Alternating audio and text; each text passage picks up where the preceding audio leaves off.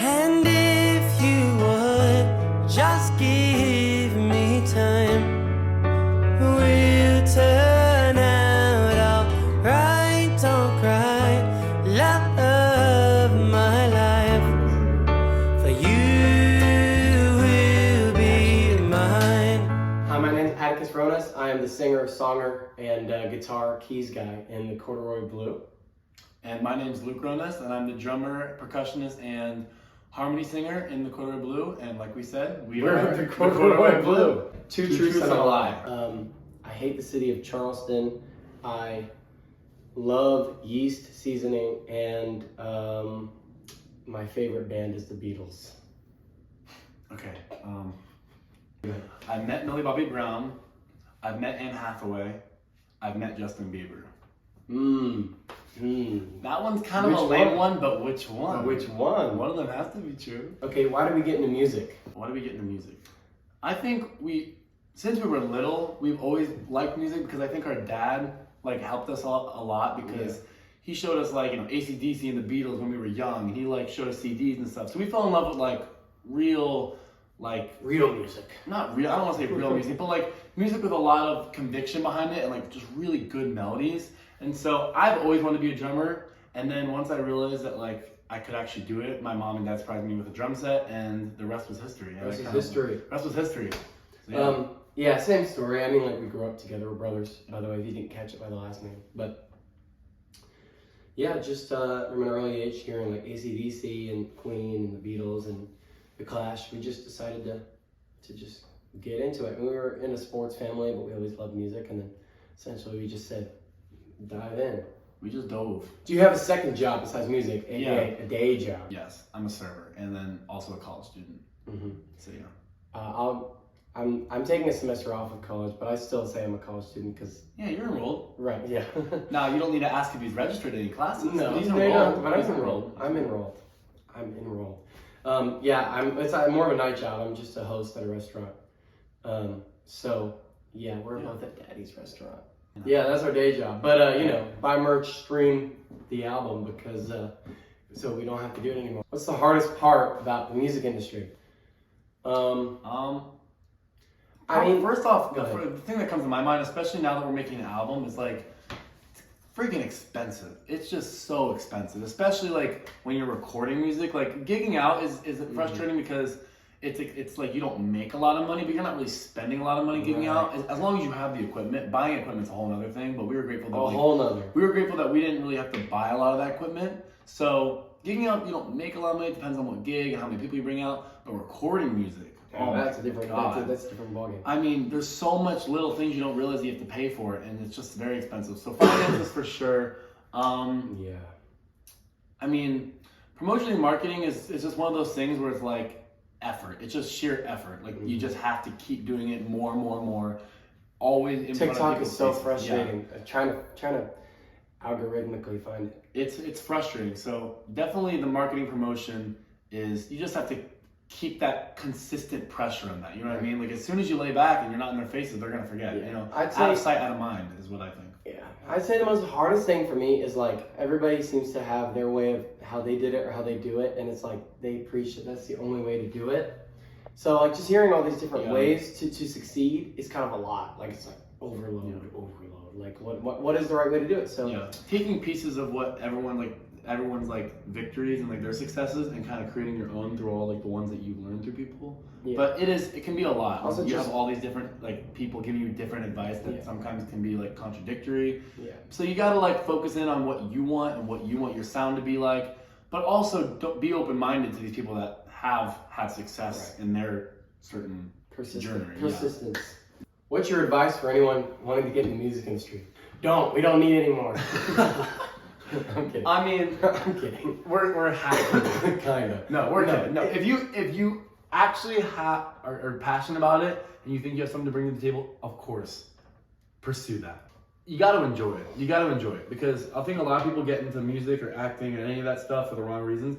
And I find myself guilty of sometimes doing it for the wrong reasons. I've had to ask myself why am I doing this? And I have to almost re-fall in love with the reason I fell in love with it in the first place. If you have the talent and the discipline, you just keep going and you'll find some mode of success. I mean, it's so hard with social media these days to find what success actually is, because there's such like a small percentage who have achieved such a high level, and that's what's preached that we're supposed to have. And I don't think that that's necessarily the case. I think the internet is good in the sense that you can create a niche audience and make a living doing that. So that's what we're trying to do. I mean, I'm not sure whether it's niche or like a pretty global appeal what we do, but I mean, just trying to do what we do. What's your most craziest experience? Luke's had a few people like come in, like try and get his number while playing, or like, so we had one guy like throw a phone, was it, or like at a stage? Was it he didn't throw a phone, but basically like his phone like got like jumbled on stage, and we didn't have a stage. It was like on the same level floor as like the audience was. We were on like a rooftop, right? And it was in Tennessee, Knoxville. It was so much Shout fun. out. But he like his phone got like jumbled onto like where we were playing, and like he like rudely comes up behind the drum kit while I'm playing and say, "Hey, my phone." And then the song, he's like, so I'm sorry. Yeah, and so the song finally ends, and I grab my phone, and he's like, "Oh yeah, that's my phone." And I'm like, "It's my phone. I know it's my phone." And it's like literally the phone we're recording with right now. And he's like, "No, that's mine." And he grabs my phone, and like it was really awkward because there's like tension between his hand and my hand in between my phone, and I'm like, respectfully, this is my phone. Yeah, he was weird. And so he finally let go, but I was like, he was just really not. He was harassing some audience members too, so super crazy. Kind of like, it wasn't super crazy, No. but like, it was like just kind of. Have we ever had any crazy thing? I can't really think of any. I mean, we've had like crazy experiences in general regarding music, but I wouldn't say like on nothing insane. We just had some like people like ask for numbers, but that's not really. No, it's nothing. The genre of music you play now has vanished from the planet. What genre would you play instead? Essentially, if I could, jazz. I just can't do it. It's a whole different beast. I would have to sacrifice every other facet of my life just to practice my jazz. Honestly, dead ass. My jazz. Your jazz. That like assumes that assumes I already have some jazz to possess. Yeah, right. I don't. Okay, I would do EDM. I'd just be like that one guy on stage with the head helmet on. Or you know what I would be? I would be like the next Bad Bunny. What can I do? Huh? I don't know. So one song you've had on repeat on Spotify recently. September Girls by Big Star. Her Majesty by the Corduroy. No, what? Oh, I can't think of anything on my Spotify right now. I mean, I like Frank Sinatra, so there's a song called Rain in My Heart called by Frank Sinatra that I like. If you could tour with any band starting tomorrow, who would it be and why? I would do the 1975. Me too. Hit it. Easy money. What's your favorite song you released and why? Her Majesty, because it really means something to me. Like it's been around with me for a long time, and the lyrics are telling a story, and it's kind of very indicative of the style of music that I love, and it kind of helped me write the rest of the songs. So I would also say Her Majesty. It's just simply the best song I think we've released up to date, because like the song, the way it's written and the way we play it matches the way we produced it very, very well, and it's like it's really satisfying for like all that to like work. So it just makes so much sense. Stream Her Majesty. Stream Her Majesty. What's one thing you'd like to see your fans do more to push your music? I mean, I kind of talk about it all the time. Like it's very much free to share a person's song or like talk about it with your friends if you're in the car talking about something, or like it's free to put it on at work. Yeah, I think like people already know like buying merch helps us, but I don't think people realize like how much it helps, because we're in a digital world where everything's on Spotify, and that's what matters is like the streams and the algorithm and stuff. So sharing it, putting your song on playlists, and then like sharing the song with your friends if you enjoy it. I mean, if you actually enjoy our music, like let other people in on it. Let's all have fun. Don't stream it if you don't like it. Yeah, and then also come to our shows, because we love to see every single one of you. If you were to start your music career again, what would you do differently? I don't really have anything. I feel like we started out really young. We started out learning and growing. I mean, we've made mistakes along the way. Yeah, I think the only thing is I still am like unlearning bad habits just as far as like my instruments and stuff. So I wish I like unlearned those quicker. And then I think everything happens. Like I'm grateful what's happened, but I just wish like maybe my like confidence in my ability, because I think I have the ability all along. It's just my confidence affects the ability, and I wish I could have seen my confidence from earlier. But I think I had to go on a journey to realize it. So I'm grateful for where I am. But I'm grateful for. Did you say grateful for Ryan? For where I am. I'm grateful for Ryan. Biggest music celebrity crush. Oh,